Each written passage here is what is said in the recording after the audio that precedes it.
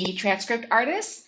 Today's video comes from a comment made by one of my colleagues this week that she's trying to figure out how to better maximize her schedule so that she knows if she's actually available to take a job, even if it looks like her calendar is a little full.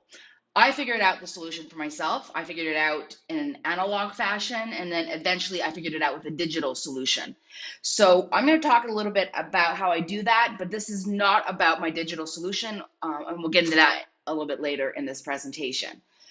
So time blocking, I'm sure it's kind of buzzy words right now. There's a lot of videos about it on YouTube. You can find whole websites devoted to it. The idea of time blocking is that you put everything on your calendar and you make time for everything.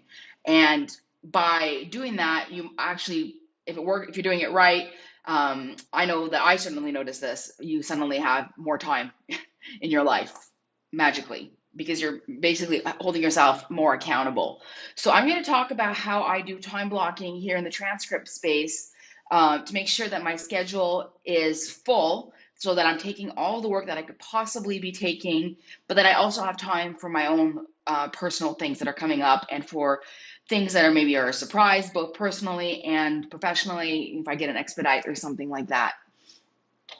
So before we can get into the time blocking, one of the challenges that this colleague was talking about was estimating how long a job is going to take her. There's the best way that you can figure out how long jobs take you is the way that I did it over years was to start collecting data on how long it took me to do a job or a certain type of job and a certain job for a client, for example.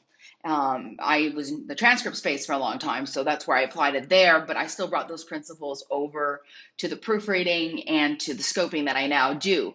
And I would sit down and I'd say, okay, well, this is however many pages I'm supposed to transcribe or edit or scope.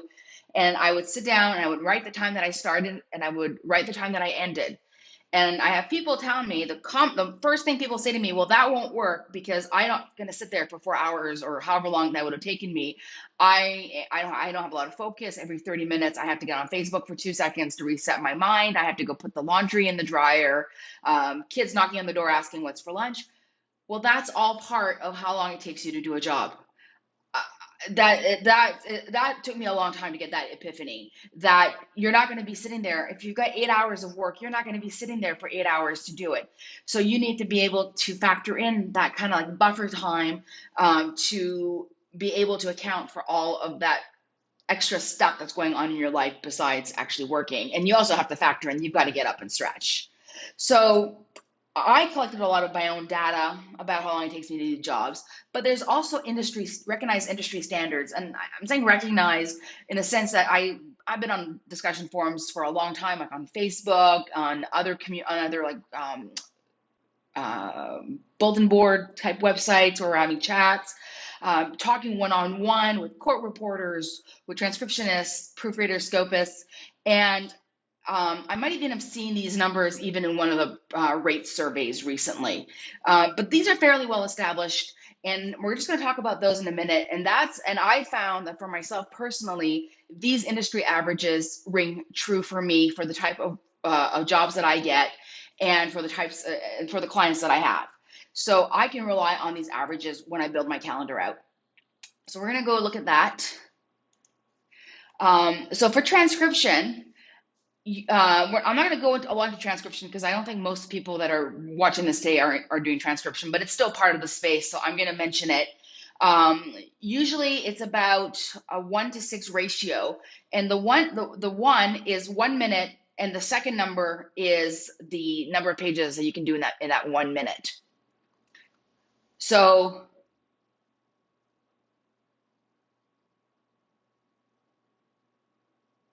yeah, I'm just looking at that again. Sorry, I might have, no, sorry. So the one is 1 minute, and then the one is one page, and then how long it takes you to complete that one page. I am sorry, and I don't know how to edit these things, and I'm not making any money out of them, so I'm not starting over. So one page takes you 6 minutes to complete in transcription. That comes out to about 10 pages an hour for transcribing. If you've got decent audio, 1 or 2 speakers, not a lot of overlapping talk. So if you had 75 pages to transcribe, you multiply that by 6 to get 450 minutes is how long it's going to take you, or you divide that by 60 to get the 7.5 hours to transcribe. So 75 pages is a pretty full day of transcription. Now I have the more realistic ratio where I factor in breaks. And so I calculate that that's actually for every one page is going to take you 8 minutes. So that 75 pages is actually going to be a 10-hour day. And so if you think a 10-hour day, you're like starting at, let's say, 8 a.m. and you're finished around 6, and that's what would be considered maybe an 8-hour day at the office. But I'm sorry, like that would be like, it looks like a 10-hour day, but it's really equivalent to you're actually only working 8 hours. So you've got time for a lunch break, and you've got time, to go, put the laundry on, greet the kids after school, whatever. So the same logic applies for the scoping. Scoping takes about half the time of transcription. So that one page is going to take you 3 minutes to scope, and factor in some breaks, and it'll take you 4 minutes to scope. So 75 pages will go from being 3 hours and 45 minutes, almost 4 hours, almost like half a day, to being 5 hours, a really good morning or morning into an afternoon. Proofreading is not quite, it's a little bit better than half of the scoping. So most people can read about 40 to 50 pages an hour. So I plan that I'm proofreading 50 pages an hour, but I schedule myself as if I'm going to read 40. And so those are the numbers that I use when I'm building my calendar. And I have a digital solution now that does 99% of this math for me. So I'm not doing this math all the time, which is why I developed this a very long time ago, the ratios. So that's why I was fumbling a little bit, trying to remember exactly how it works. Because I was looking at this and it wasn't making sense, but I keep forgetting that the 1 is the number of pages, not the other way around. So using those numbers, we're going to go look at a calendar for a week, okay? And this is not a real calendar. This is just something that I set up in my Airtable database. And as I said, this is not an Airtable video. So I have other things that I have in the works where I can talk about how I manage my orders in Airtable. I still got to clean up the database, make it a little bit more public friendly, because it's quite of a mishmash right now. I've been putting it together for a few years and need some cleanup. But just for today, this will be a lot clearer than trying to do it with an analog solution, because what I did was I started off doing it with pen and paper, which is how I learned to do it at a motel that I worked at in the Yukon. She taught me pen and paper because pencil and paper and an eraser, because pencil can be erased and you can move things around much more easily without having to do a lot of redundancies. And then from there, I moved to a whiteboard system. And then I moved where I had Post-its in different colors and different sizes to represent blocks of time. And then the Post-it system became a magnet system that was very identical. And then the magnet system became my Airtable database. So I'm going to pretend that right now we are Monday, about 9 o'clock. These are the jobs so the green, yellow, and red are the jobs that I currently have in my queue. They're all uploaded, ready to go. And this is the order in which I wanted to work on them. And the orange is a job that I know is coming in on that Friday that's going to be due really soon, but it's not actually in yet, because I've trained my clients to let me know when they're going to have work for me so that I can put it on my calendar and not be surprised. And then the magenta are personal things that I do outside of the house so that I have to plan in the travel time. And the turquoise are things that are inside of the house that I need to plan for that don't have any travel time and getting ready time and all that.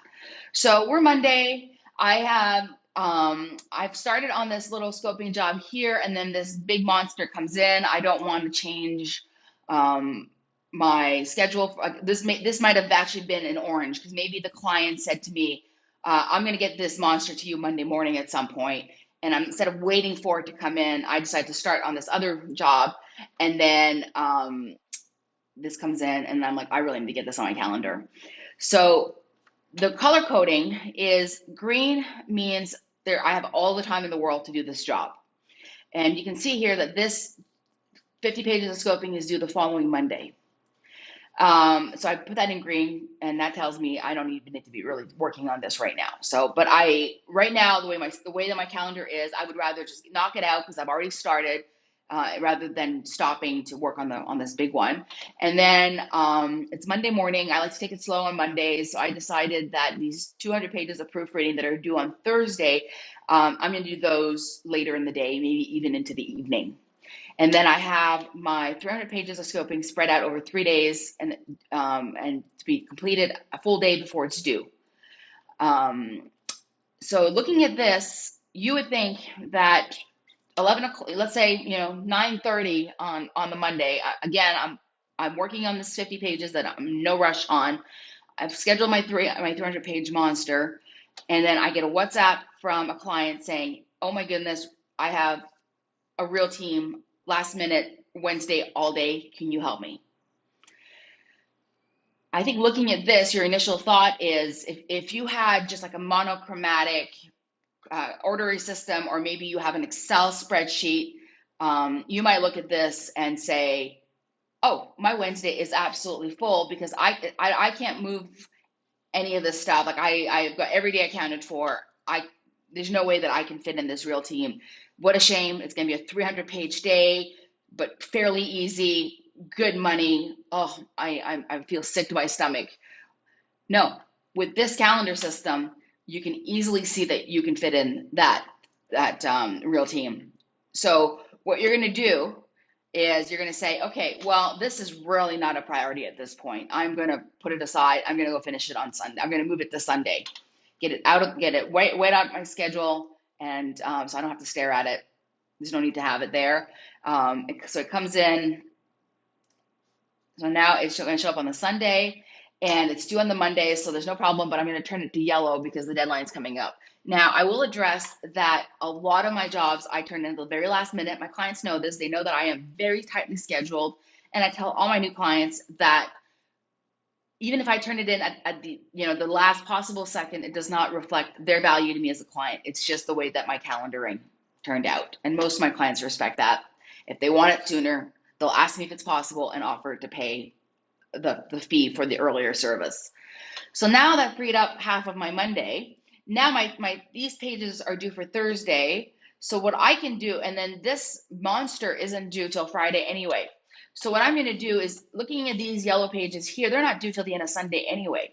So I'm going to move those to Sunday morning, and I'll have an easy morning Sunday morning, but then it's going to be a hot rush on Sunday. So I'm going to put this red, put this on Sunday morning.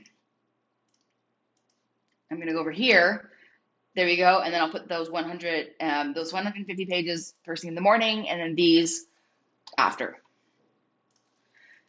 Now, these 50 pages of proofreading, she said Friday afternoon sometime. So as long as I get it in by the end of the day, that's great. Or even first thing, even though I've got that brunch with my friends the next morning, I'm going to be really prepped and organized tonight. I would rather go and do my shopping tonight, because where I live, it's very hot and you want to go do your errands in the evening. So I'm going to leave the 50 pages there, but I could fit them up here on Saturday if I need to. And that helps me move Tim over. I might just start earlier on Friday, move that one over, and then I can move this one over, and that frees up my Wednesday for my RT. And I'm going to pretend this is going to be a really big monster day. I'm going to start at 8 o'clock, and we're going to go like till 10 p.m. You've had days like that, right? Okay. So now I'm going to start. So now I've got to figure out this, because you realize now that this is not going to work, because you're like, well, wait a minute. This is due on Thursday. Should I be doing this on Monday? Is it a priority? It's going to be easy pages. And you know what? I'm going to be really tired on Thursday. I think I would actually rather start Thursday easy, coffee on the couch, and do that. So what I'm going to do is I'm going to reverse the Tuesday. I'm going to take this 125. I'm going to do this on Monday. And there you go. Now on Thursday, I don't necessarily have to get up at the crack of dawn. Oh, but wait a minute. I'm finishing up RT on Wednesday. It's like 4 p.m. we're still going strong. They're still talking about a couple more hours. And you get a frantic messenger message from your friend Kara, who's just like, okay, I just dumped my boyfriend. Can you help me move tomorrow morning? Like tomorrow, Thursday morning. Oh, okay. So much for an easy morning Thursday. Move this down. And then I say, Thursday morning, I'm going to help Kara move.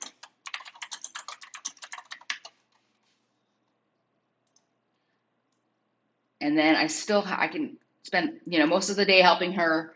I can finish doing these pages, and I still finish at a reasonable hour as long as I'm not with her all day. And that's an extreme example. It could just be, oh, all of a sudden kids got a soccer game that got moved and I have to be the chauffeur, what have you. And then, so then that just leaves me a very, very full schedule. And of course, these are now red. So now my entire schedule has gone red. So that means my schedule at this point is really, really full. I've still got Saturday where I can move these over here if I need to, if I want to finish a little bit earlier on Friday, or I can leave them there depending on how long things take. I might try to just keep my Saturday open so that I'm not rushed. I can just kind of sleep in Saturday morning, take my time, prepare brunch for my friends, and we can hang out. I'm not looking at the time, and then I don't have to go back to work in the afternoon. It'd be great. But if something else comes in, I still have a block of time there. And then Sunday, I have a little bit of a day where I decide, oh, you know what? I don't really feel like working that hard again. I'm still trying to recover from my real team. I can just move this one over to Monday morning like this if I want to. Or I could just say, I'm going to take Monday off and leave it where it goes. So now the other thing that you have to factor in here is that these are all scheduled based on the realistic ratio, not the actual ratio. So I calculated this, 8 hours here to do Tim's 125 pages, but Tim is a perfect writer, has almost like no drops, nothing, and I can actually get him done. My actual time for him is, rather than completing 15 pages an hour with breaks or 20 pages, if I just marathon him, I'm easily able to complete 25 pages. Well, it could turn out that I've way overbooked myself on Tim, and I might end up being able to take a couple hours off each day of Tim and be done sooner. You don't know. Or it could end up being that, actually this was Sam's, I shouldn't have done that. That's the wrong one. This one right here might end up being a few hours less. But then maybe I got caught on the 50 pages for June that she didn't tell me that there's an accent, and she has absolutely no ear for accent. And oh my goodness, this one's going to take me, instead of taking me 3 hours and 25 minutes, I end up spending a little bit of extra time on it. It's not a big deal. I've got the time for it. But I actually, before I do that, so I calculate 3 hours and 25 minutes, and that's with the buffer. So with hers, I might do the first 20 pages and realize, oh my goodness, the 20 pages, instead of taking me like 45, an hour and like 15 minutes to do them, it took me an hour and a half, and I am not going to make this 12:15 deadline, which I never have a time deadline with my clients. Like, it would be like, if it's due Monday, it's due at some point on Monday, but it's just for myself. Maybe I decided I wanted to go and have fun with a friend or something, or I wanted to just be off early on Monday. So I can decide at this point, I can say, well, this is only 50 pages. I can kind of marathon that, not take a break, just work right through the morning, and I might still make the 12:15 deadline. But if I had done it as the 1-to-3 ratio, which would have been just under 2 hours, I would have probably been freaking out. My schedule would have been like, it would have been something like this, I think. Let me just do the math on that. I should know these things by heart. Yeah, so just about an hour. So if I had planned an hour, but now it's taking me, now, what am I doing? That's not an hour. What am I doing? 50 times 3 divided by 60 is 2.5 hours. I've never been strong at math, so I'm probably confusing a lot of people. So if I had thought that this was 11:30, because it should in theory take me 2.5 hours, and it's noon and I'm still working on this job, I would have freaked out. But because I had that buffer, I was able to pivot and adjust. And that's the case. And then that's why I always say, as you're learning to start tracking your time, especially for one client, you might have some jobs where, you're doing, your ratio is a little bit worse and you're taking a little bit of extra time. But then you have another day where you just sail through and you're done, and maybe, 2/3 of the time that you expected. And all of a sudden, you can get off early that day, or you can take a longer lunch break, whatnot. But I find that having that buffer makes a huge, huge difference. And then one of the other things that I do is if I have a big, big day like this, let's say I absolutely have to scope 300 pages in a day, which is not realistic, although I have done it with some clients. You look at 300 pages, 300 times 4, divided by 60 is a 20-hour day, in theory. In theory. So that would take you to, I'm actually not going to do it as a 300 because that's just going to look ridiculous. I'm just going to do this. Let's say we had a 200-page day. Okay, that's a lot more realistic. That's still a lot in a day, and I think that's a lot more real. It's a more realistic example for most people because most people don't have scoping clients that they could, in theory, do 300 pages in a day, which is, I know it's insane, but it can be doable. So 200 times 3 divided by 60 is a 10-hour scoping day. So it takes you to 6 o'clock. And then how I would do, and I'm like, okay, that's a big day because you factor in the breaks, the 200 times 4 divided by 60, you're looking at like a 13-hour day. So what I would do sometimes is I would make myself 2 blocks on my calendar.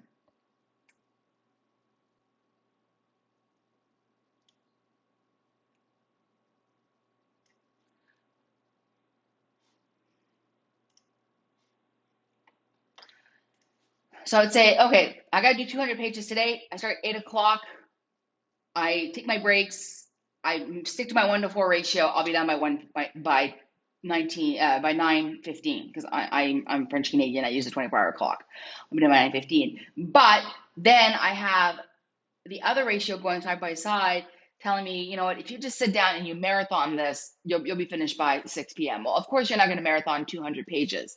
But what I end up doing is I will try to break up the day where I'll try to do maybe 60 pages in the morning in one go and buy myself some time so that later in the day when I have less focus, and I will very likely not finish at 6 p.m., but I might finish at like 7:30 because I've got this motivation to try to beat the clock. It doesn't always work, but depending on the client, sometimes it does. So I'm going to just delete that. And I really like working in the Airtable because, as you can see, it's very, very, very easy to do the blocks. The only thing that I don't like is I haven't figured out a way yet to say, well, this is my start time, this is my end time. Like I can't tell it, this is how long it's going to take me manually and or automatically enter the start and end time so that my block is the right size. I have to actually go and do it myself, and I have to do the math. But it actually does calculate within another screen how long things take. And then I just have to go and just say, okay, well, if it's going to take me, this is 6.5 hours, I'm starting at 9 and whatnot. And so this comes in, all of a sudden it becomes red. Ta-da. And you can see there's places where I have a little bit of a buffer, like right there. And you'll be surprised by, depending on the quality of your clients, sometimes having the extra buffer. I think the trick is like not to rely on it. That your goal is to complete at least within the buffer time is the goal, but not to treat it like, well, I've got 5 hours to complete it with the buffer, and then but I'm going to go take a 3-hour lunch break. Well, that's not going to work. So what I was doing at the beginning was I was doing the two examples with the 2 ratios to remind myself, well, you've got a 13-hour day, you've got 3 hours worth of breaks, and then I would actually plan my breaks. I would plan, a really good mid-afternoon break, make sure that I go get some exercise, get some fresh air. But you've got to keep an eye on it. So I do when I work, I actually do make sure that I check the time that I start. So I might end up starting at 8 o'clock on that Monday, and periodically I check in with myself. What time am I going to be done?